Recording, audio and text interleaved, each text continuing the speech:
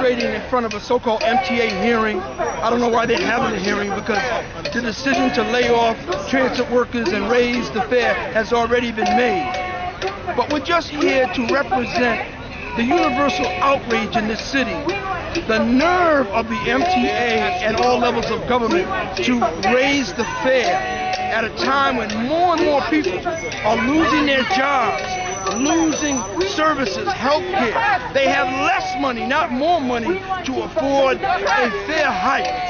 If you're going to find a job, you need to be able to pay the fare, and they're going to raise it.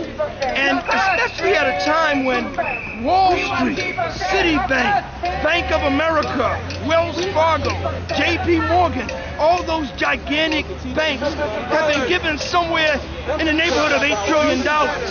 You know, the deficit that they use as an excuse for raising the fare is a couple of $1 billion. That's a drop in the bucket of the money they've given to the banks. And so it's an insult. These people on the MTA board, they should resign because they're not prepared to represent the interests of the people. If they were, they would go to Washington and they would have a sit-in there demanding that MTA be bailed out so there'd be no need for a fare hike or layoffs. And they're not willing to do that. You know what they should do? Let some of these ordinary transit workers and riders, let them be the MTA board. And we'll lower the fare, not raise it. This is a real working class issue. This is a working class issue, and it's an issue for the people of the city of New York. And if this attempt to raise the fare is going to hit every single person in New York, the working class especially. It'll hurt the middle class too.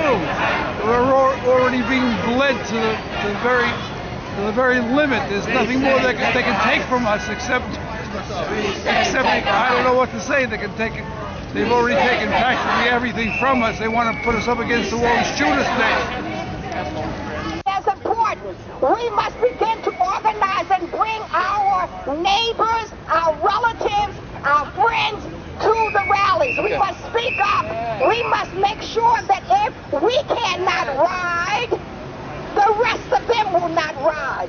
If we cannot get around the city, the rest of them will not be able to get to the city. If we don't have some place to live, they will not have some place to live in peace. No justice, no peace. No justice, no peace. Organize, organize, and resist.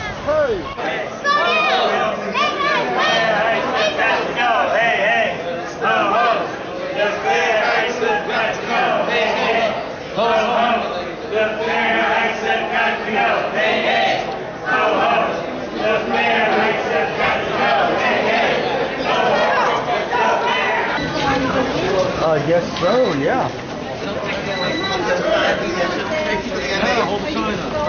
Come on, guys. Go. From where? How much is the MTA's deficit for 2009? I think the number that's being reported is $1.2 billion. And how much money did the federal government give to the banks? I think the initial amount was $700 billion.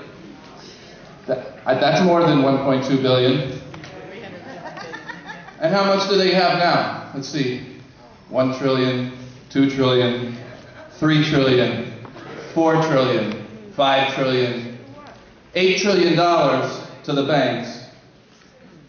And the MTA wants us to pay more for the subway because they have a budget deficit of $1.2 billion.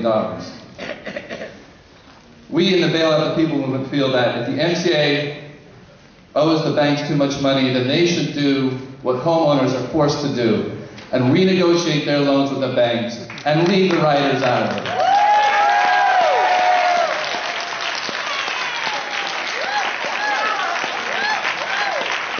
Senator Charles Schumer recently bragged that he won $4 billion, again, more than $1 billion, for the MTA from the federal government.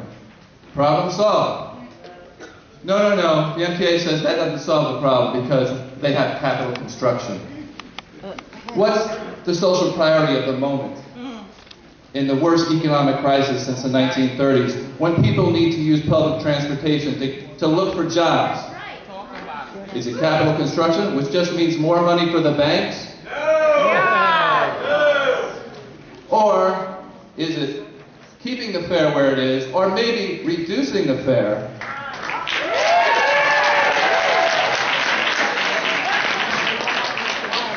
But the MTA doesn't want to do that because, as they say repeatedly in interviews, they have this mountain of debt that they owe to the banks who have just been given all this money.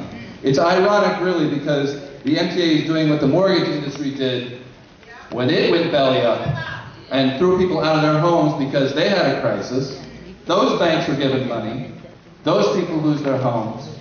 And it was explained to us that that happened because people took out loans they couldn't afford. And what really happened is they were swindled by the mortgage industry and the banks behind them that were making millions off of these casino investment schemes. And now the MTA has entered into similar schemes. They've entered into lease-back schemes, other risky loans that have blown up in their face, and in fact, the MTA has taken out loans they couldn't afford. Why, when homeowners take out loans they can't afford, do they lose their house? But when the MTA takes out loans it can't afford, we're asked to pay higher fares. Or we're asked to pay to weigh our car. Or asked to pay to drive across the bridge. We should reject all these solutions. Any solution that doesn't have the banks paying back the money that is sucked out of mass transit for years is a solution we should reject. We're not going to get anything from this board of people who never even use public transportation. We're not going to get anything in here. Our solution is a Fight Back campaign. I'd like to invite everybody here to a Fight Back conference this weekend, Saturday at PS 41 at noon. You can find out more on bailoutthepeople.org.